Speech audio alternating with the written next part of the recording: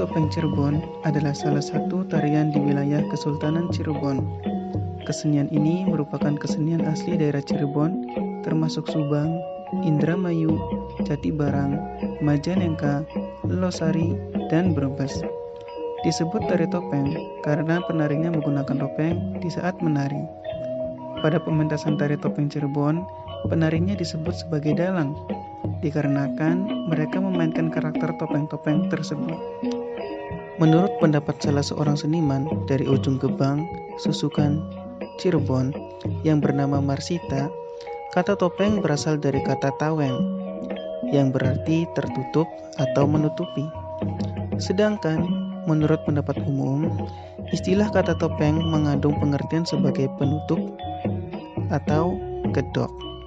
Berdasarkan alasan tersebut, maka tari topeng pada dasarnya merupakan seni tari tradisional masyarakat Cirebon yang secara spesifik menonjolkan penggunaan penutupan muka berupa topeng atau kedok oleh para penari pada waktu pementasannya.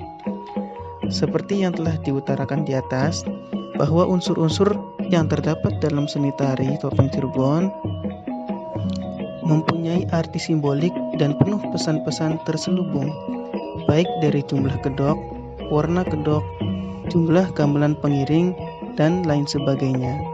Hal tersebut merupakan upaya para wali dalam menyebarkan agama Islam dengan menggunakan kesenian tari topeng.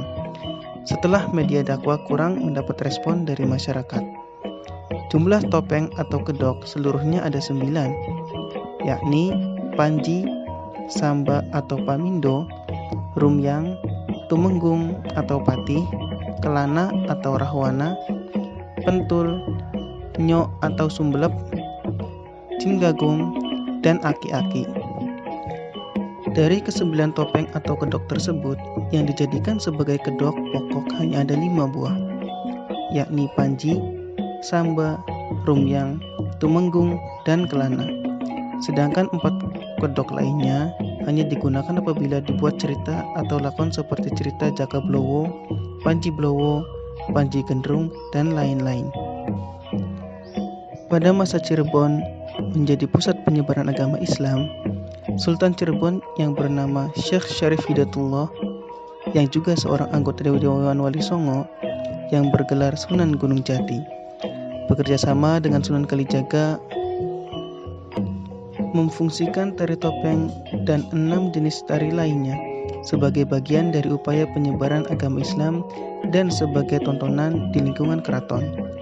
Adapun ke-6 kesenian tersebut adalah wayang kulit, gamelan, renteng, berai, angklung, reog, dan berokan. Jauh sebelum tari topeng masuk ke Cirebon, tari topeng tumbuh dan berkembang sejak abad ke-10 sampai 11 Masehi. Topeng Cirebon yang paling pokok ada 5, yang disebut juga sebagai topeng Pancawanda. Yang pertama adalah tari topeng Panji. Wajahnya yang putih bersih melambangkan kesucian bayi yang baru lahir. Tari topeng ini berkarakter halus dan ditampilkan pada kesempatan pertama. Menurut para ahli, Panji berasal dari kata siji atau satu, dan mapan siji yang artinya percaya kepada yang satu. Gerakan tariannya senantiasa kecil dan lembut, minimalis dan lebih banyak diam. Kata Mutina, seorang dalang topeng asal Gegesik, Cirebon, menarikan topeng Panji itu kayak wong urip tapi mati, mati tapi urip. Ungkapan tersebut adalah untuk menjelaskan bahwa topeng Panji itu memang tidak banyak gerak, seperti orang yang mati tapi hidup, hidup tapi mati. Tari yang kedua adalah tari Samba atau Pamindo. Topeng anak-anak yang berwajah ceria, lucu, dan lincah. Kata Pamindo di kalangan seniman topeng Cirebon berasal dari kata pindo, artinya kedua. Kata pindo umumnya sangat berkaitan dengan urutan penyajian topeng Cirebon itu sendiri, yang artinya juga sama dengan penyajian tari sebagai babak kedua. Akan tetapi, khusus untuk topeng gaya Losari, tarian tersebut justru ditarikan pada bagian pertama dan digambarkan sebagai tokoh Panji Sutrawinangun. Dalam gaya topeng Losari, memang tidak dikenal adanya tari topeng Panji secara khusus, karena topeng Panji ditarikan dalam topeng lelakon.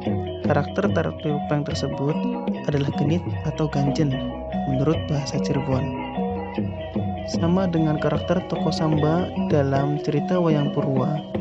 Oleh sebab itu, tari ini juga sering disebut dengan topeng Samba. Gerakannya gesit dan menggambarkan seseorang yang tengah beranjak dewasa, periang, dan penuh sukacita.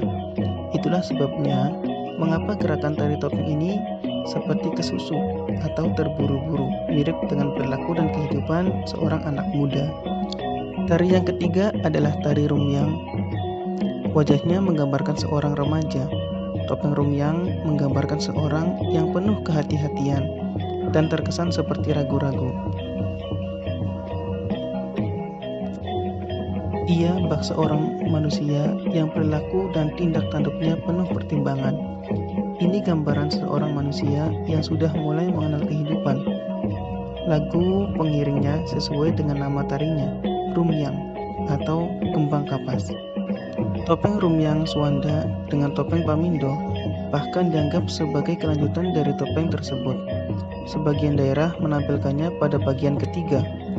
Tari topeng yang keempat adalah Pati atau Tumenggung. Topeng ini menggambarkan orang dewasa yang berwajah tegas, berkepribadian, serta bertanggung jawab.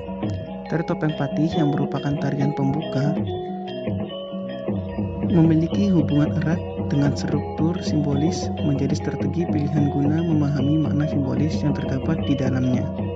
Hasilnya menunjukkan bahwa struktur koreografi tari topeng Pati terdiri dari 7 unsur: busana, unsur yang musik pengiring, dan unsur panggung pertunjukan yang kesemuanya mengarahkan pada perilaku budi luhur.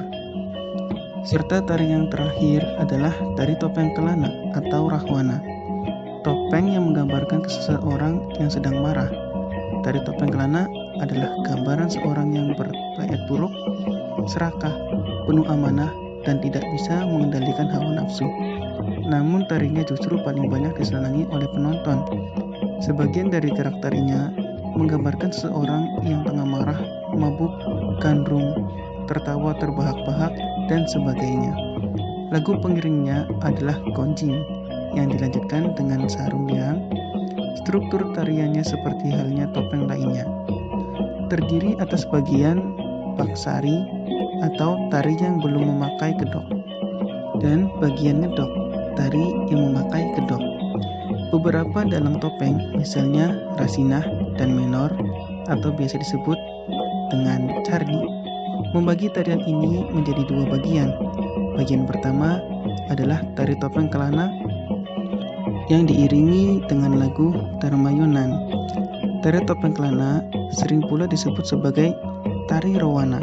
Sebutan itu mengacu pada salah satu tokoh yang ada dalam cerita Ramayana, yakni tokoh Rahwana.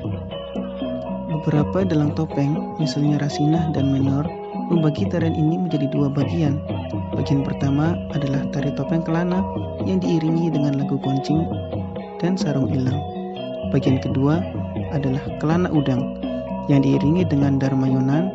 Tari topeng Kelana sering pula disebut sebagai topeng Rowana. Sebutan itu mengacu pada salah satu tokoh yang ada dalam cerita Ramayana, yakni tokoh Rahwana.